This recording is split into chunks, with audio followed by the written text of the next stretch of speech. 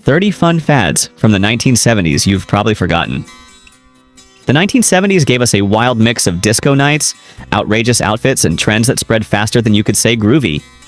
Some were pure genius, others, let's just say they didn't age well. But each one tells a story about a decade bursting with energy.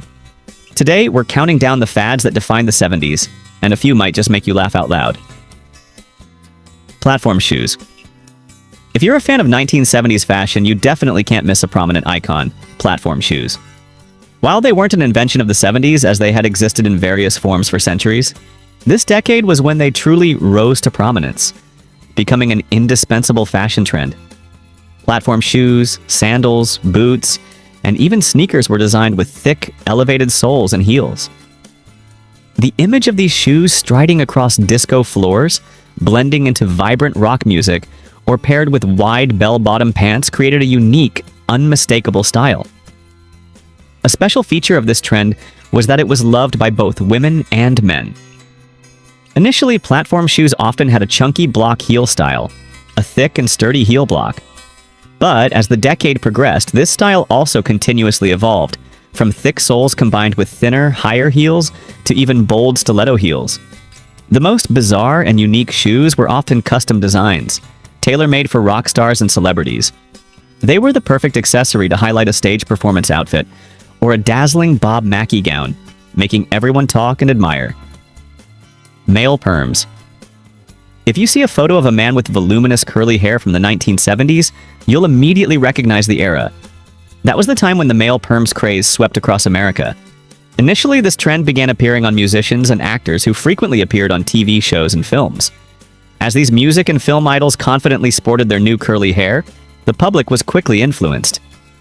Soon after, hair salons across the country began to be packed with male clients wanting to get this fashionable perm. You might wonder what inspired this strange yet captivating trend. Perhaps it originated from the Broadway musical Hair in the late 60s, with its image of free-spirited and bohemian youth.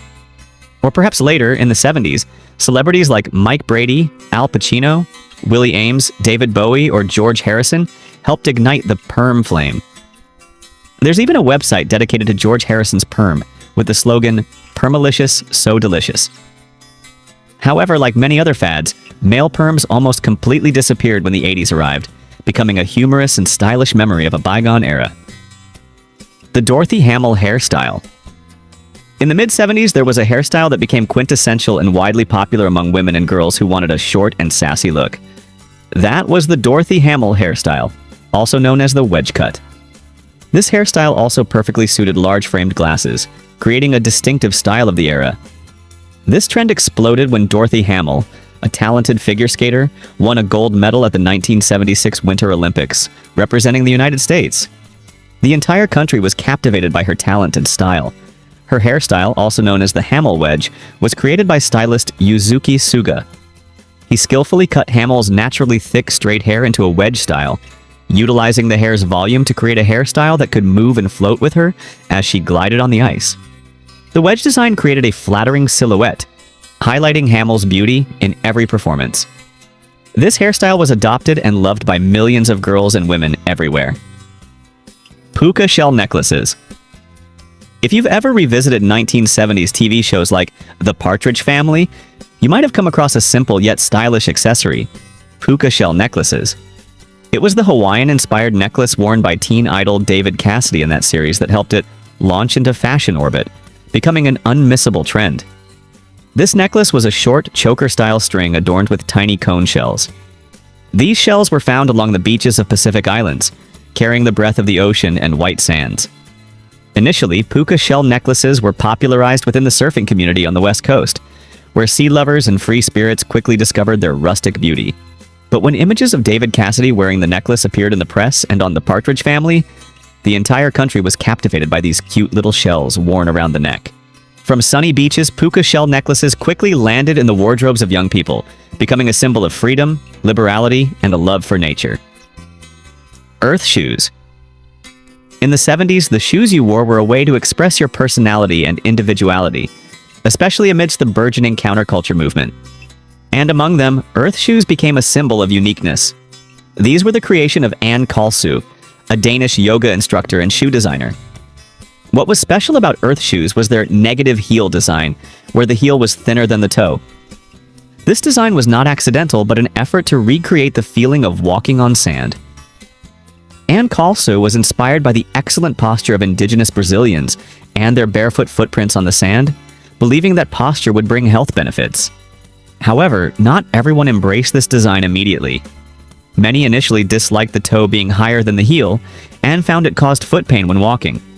Retail sales of this brand in the US stopped in the late 70s because the company couldn't meet the overwhelming demand. But like all classics, good things never die. Earth shoes made a spectacular comeback in the early 2000s and are still being produced and sold today. So if you want to rock that groovy 70s style, you can absolutely buy a pair of Earth shoes to replace your familiar Crocs. Did you ever own a pet rock or a similar quirky toy in your childhood? Share your memories of unique 70s toys in the comments. Bell-bottom pants. What did people wear in the 70s? The top answer is definitely bell-bottom pants. These were a staple in the wardrobe of any disco enthusiast or rock music fan. Bell-bottoms were often made of denim, but could also be made from various other fabrics, and were worn by both men and women. The distinguishing feature of bell-bottoms was their low waist and legs that widened towards the bottom. The wider, the cooler. This fashion trend actually began in the 1960s, but it truly became a widespread craze when celebrities and the entertainment industry started promoting this style. A prime example was the duo Sonny and Cher, who frequently appeared in bell-bottoms on their variety TV show, creating a strong wave among the public. Bell-bottoms were not just a fashion item, they became a style icon of an entire decade. Walking down the street during this period, you would see millions of people sporting bell-bottoms, confidently striding down the streets, dancing on disco floors, or rocking out at rock concerts. Leisure suits. Oh, here it is, the iconic 1970s fashion statement, made of sleek and colorful polyester. That's right, it's leisure suits. Initially, this suit was created by designer Jerry Rosengarten of Four Lead Jeans in 1970, with an unexpected purpose: as office wear. Hard to believe, right? A flashy, eye-catching outfit for work? However, leisure suits are not remembered for their office elegance. Instead, they became symbols of gaudy, tacky, hideously bright-colored clothes. They were associated with images of cocaine-fueled disco parties, greasy, slick used car salesmen, and even cheating spouses. For a few years, leisure suits were genuinely in, an antidote to monotony, often paired with flashy gold chains, long sideburns, and a free, rule-breaking style of dressing. But then, as is the nature of fashion, by the end of the decade, the leisure suit transformed from a popular trend into a joke, and was gradually replaced by power suits. The hustle dance. This dance became incredibly popular at disco clubs across the United States. It was the hustle dance. This dance exploded in popularity after Van McCoy's song The Hustle was released and quickly topped the charts. You can feel the subtle blend in the hustle as it shares some characteristics with mambo, salsa, and swing dance. That creates a graceful, captivating flow, making anyone want to move to the beat. You can imagine the scene of glittering dance floors, hundreds of people spinning and swaying to the rhythm of the hustle, creating an enthusiastic and free atmosphere. The explosion of the hustle was further amplified when it appeared in the classic film Saturday Night Fever in the mid-70s. It seemed that at the time, everyone was dancing the hustle everywhere. It was the perfect dance to show off towering platform shoes, voluminous afro perms, and even flashy, colorful polyester outfits. Posters and graphic art. Every decade, every era has a distinct look or aesthetic associated with it, and the 70s truly went all in this area. One of the most prominent symbols was the smiley face. This icon appeared on all kinds of products like posters, keychains, and stickers. The smiley face began appearing in the 1960s with an initial version printed on shirts and given as prizes for a WMCA radio station contest in New York City. Other companies then created their own versions, and eventually the symbol was legally trademarked in the early 70s and licensed to appear on merchandise worldwide. The 70s also boasted iconic graphic art posters, familiar landmarks of that decade. Almost everyone remembers seeing or owning an Keep on Truckin' poster by artist R. Crumb. Another famous artist whose work is associated with the 70s is Peter Max. His artworks are immediately recognized as pop culture artifacts from the 70s, offering a fresh, colorful, and free-spirited perspective. The Farrah Fawcett pinup poster. In the 70s, there was an image that became a pop culture icon, adorning millions of bedroom and dorm walls across the United States and worldwide. That was the Farrah Fawcett poster, an image of superstar Farrah Fawcett, a poster that holds the record as the best-selling poster in history with over 12 million copies sold.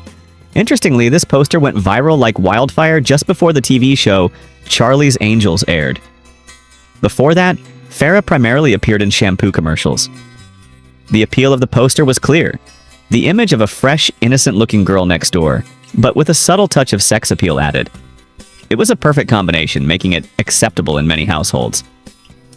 As a teenager at the time, you could absolutely bring this poster home and hang it on your bedroom wall, as long as your mom didn't look too closely. In 2011, Farrah's red swimsuit and a replica of this poster were donated to the Smithsonian National Museum of American History, joining its collection of culturally significant artifacts, demonstrating its profound impact on American culture. Among the trends mentioned, what do you remember most about the lively 70s? Were there any local TV commercials that deeply stuck in your memory? Custom van. In the 70s, you would see custom vans everywhere. They were a mobile headquarters for all kinds of fun, and a symbol of a typical 70s mobile party. Customizing these vehicles was a natural extension of the hot rod culture that had started decades before. The idea was to take a regular cargo van, then mod its interior. A van equipped with comfortable beds, a small refrigerator for drinks and snacks, and perhaps even a small table for friends to gather. All were decorated according to the most tasteful interior design trends of the 70s, instantly making you popular among your party friends. On the outside, these vans often featured unique body modifications, aftermarket wheels and tires, and were often painted with colorful and stylish custom murals or graphics.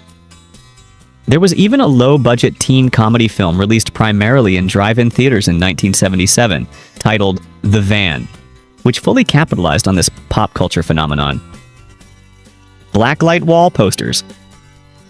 This trend was a unique combination of two elements: posters printed or drawn with fluorescent ink or paint, and a necessary ultraviolet blacklight lamp to create the glowing effect.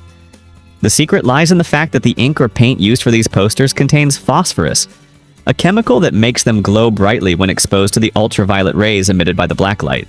For those who wanted to get lost for a few hours in a hazy space, all they needed to do was put their favorite 70s vinyl record on the turntable. Turn on the blacklight and gaze at the hazy posters, decorated with all the vibrant colors from the day-glow spectrum.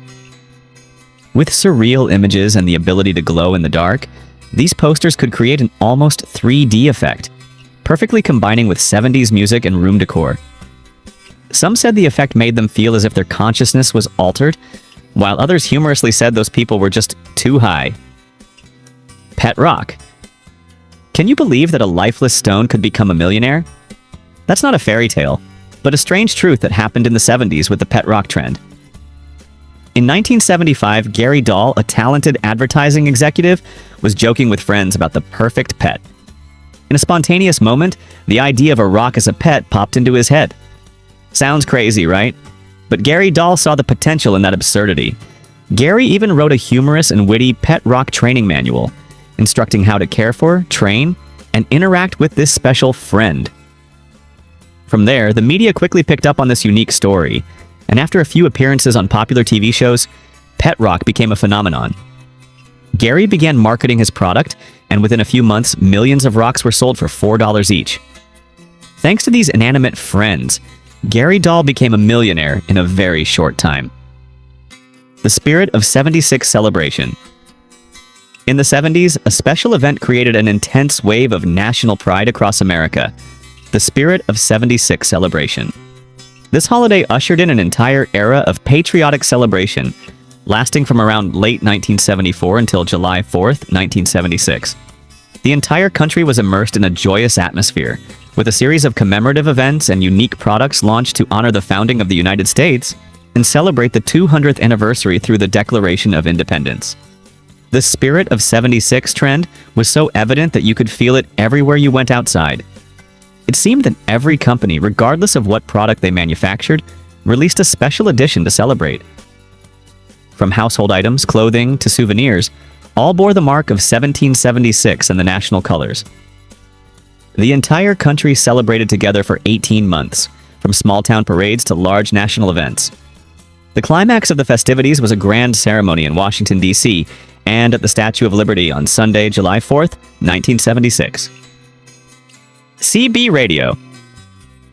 Before the internet and smartphones, how did people communicate with each other on the go? The answer lies in a device that was incredibly popular in the 70s, CB radio, Citizens Band radio.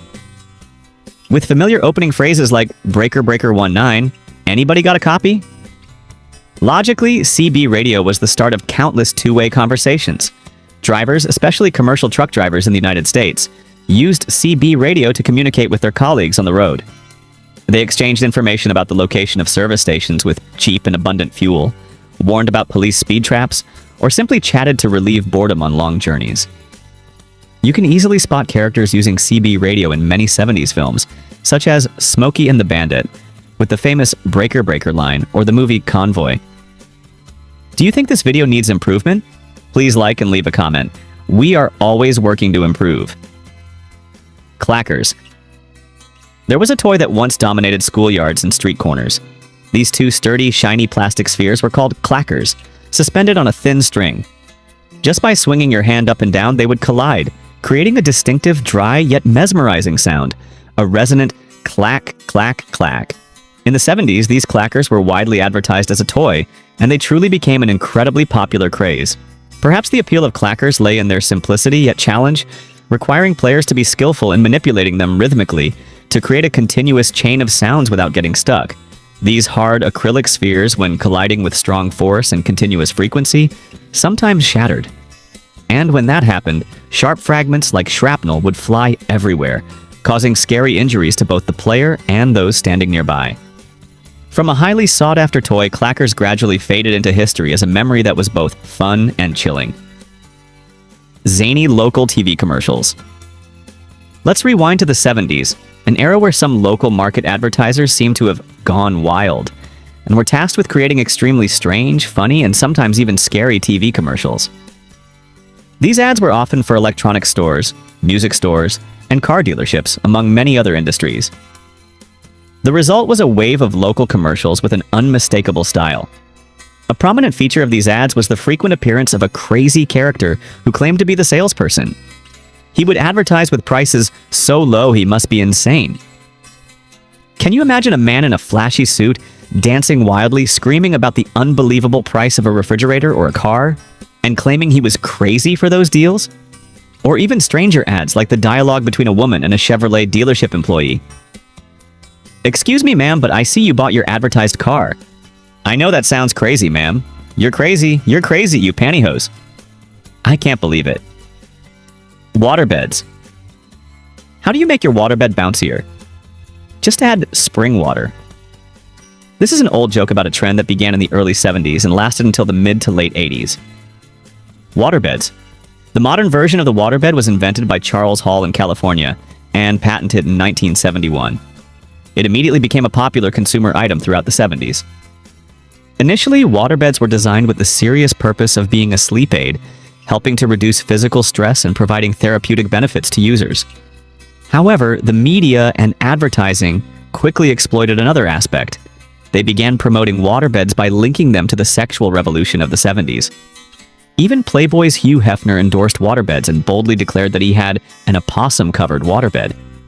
The image of wavy, sensual waterbeds quickly became a symbol of freedom and liberality in society. 8-track cassette.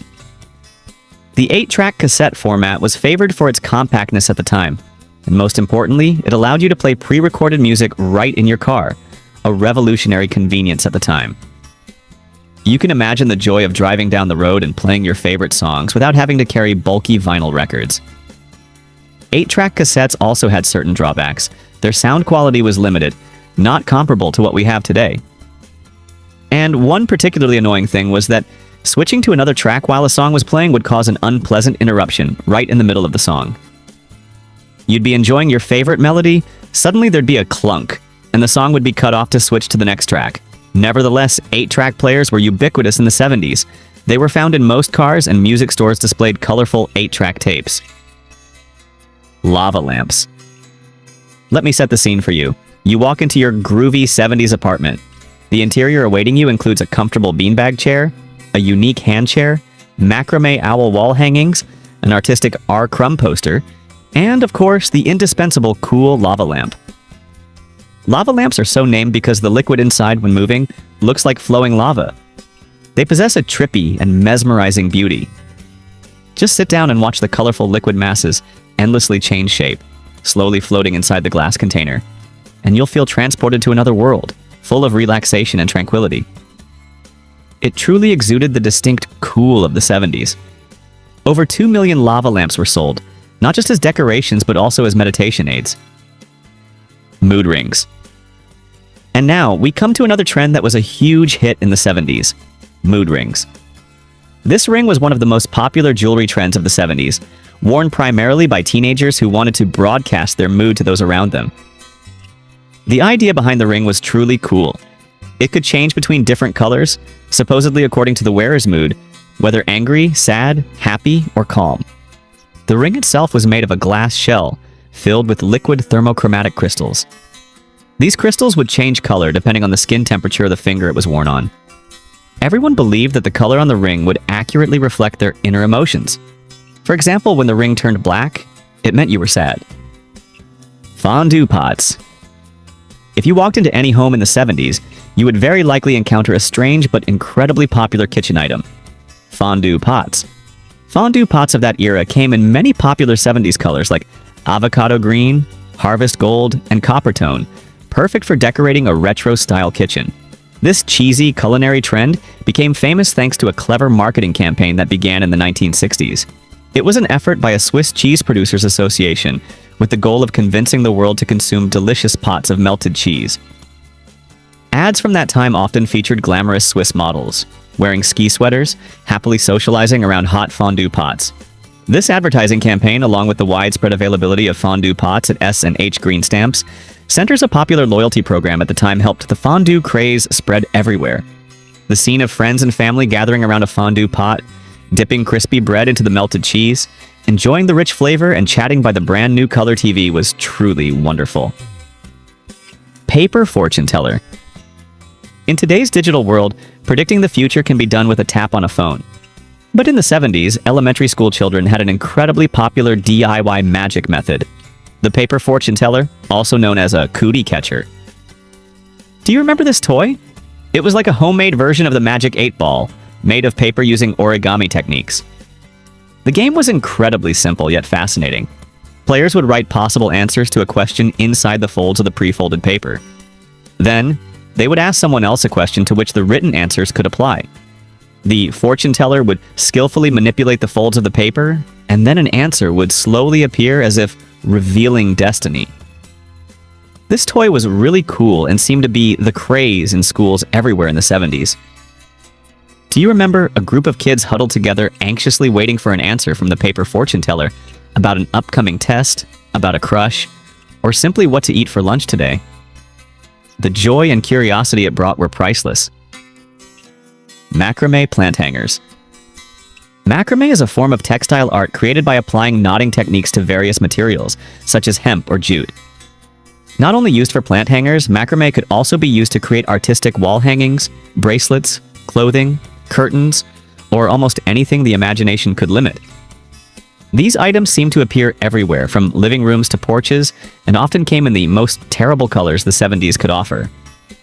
You can imagine hangers in avocado green, mustard yellow, or earthy brown tones, suspended in space embracing familiar spider plants.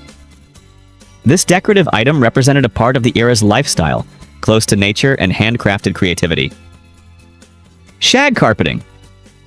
If there's one interior decor item that everyone, young or old, can immediately associate with the 70s, it's shag carpeting.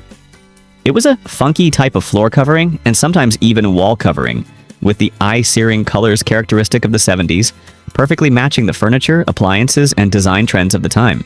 You can imagine a room with shag carpets in burnt orange, dark green, or earthy brown, with long, soft fibers creating a cozy yet bohemian feel. It also spilled over into other 70s products and trends, such as bathroom accessories, e.g. furry toilet seat covers, the shag haircut, a short, layered, and voluminous hairstyle, and even the shag dance. Magic 8 Ball. There's a super cool and fun toy that still exists today, but it truly exploded and became a phenomenon in the 70s. It's the Magic 8 Ball. This toy helped many people make important life decisions with its always accurate and never random answers to important questions. The original idea for the Magic 8 Ball was developed in the 1940s, but at that time, it didn't look like the familiar billiard ball number 8 design we know today. Initially, it was called Psycho Slate, and was just a cylindrical tube containing liquid with transparent windows at both ends, inside of which were dice with words written on them. When the tube was inverted, these dice would float to the surface of the liquid. This design was refined and developed over the years until it was incorporated into the shape of a billiard ball number 8. After the Brunswick Billiard Company used it as a popular promotional item in the 1950s, the number 8 ball design was advertised as a paperweight, where it became incredibly popular with children. Wacky packages. If you were a kid growing up in the late 1960s and 1970s, you definitely remember the hilarious trading cards and stickers called Wacky Packages or Wacky Packs. They were sold to kids and quickly became a craze. What was special about Wacky Packages was their humorous illustrations, cleverly satirizing famous consumer products. A familiar cereal box suddenly became a package of wacky cereal, or a bottle of dish soap turned into a product with a funny name. Each pack of Wacky Packages included 2 cards, a main card with a humorous illustration and a checklist card, along with a piece of rock-hard chewing gum. Something you should only chew in the most desperate of times. These sticker designs became extremely popular and even outsold baseball cards in 1973 and 1974, elevating Wacky Packs to a true fad. Lawn darts. The concept of this game is incredibly simple. With skill, alertness, and accuracy, players throw weighted darts into the air and try to stick them into a plastic ring placed on the ground at a certain distance. They are called lawn darts. The goal is to score points and avoid injury. You win if you get the most points and the fewest injuries. Although very fun and loved by many, lawn darts were not the safest product ever sold to the public. As early as 1970, the U.S. Food and Drug Administration, FDA, began requiring all lawn darts packaging to include clear warnings that the product was not for children and should not be advertised as a toy due to its high potential for injury. Can you imagine a weighted, pointed toy, which when thrown could cause serious danger if not careful? Despite the warnings, many injuries still occurred. Ultimately, pointed lawn darts are now banned in both the US and Canada to ensure public safety.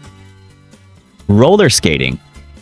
If there's one trend that embodies the 70s more than any other, it's roller skating. Images and footage of roller skaters wearing sun-kissed tube socks, confidently showing off their skillful moves on the sunny Venice Beach boardwalk, or in vibrant roller disco clubs across the country, are immediately recognizable as characteristic of the 1970s era. It was a scene full of energy, freedom, and style. Many films, TV shows, and music were released to capitalize on this roller disco craze. They quickly became a part of the lifestyle, music, and free-spirited vibe of a generation. Hope you had a moment to relive your childhood. If you like this video, don't forget to like, share, and subscribe to Back to Yesterday to discover more beautiful memories from the past. Thank you for watching until this moment. See you on the next journey.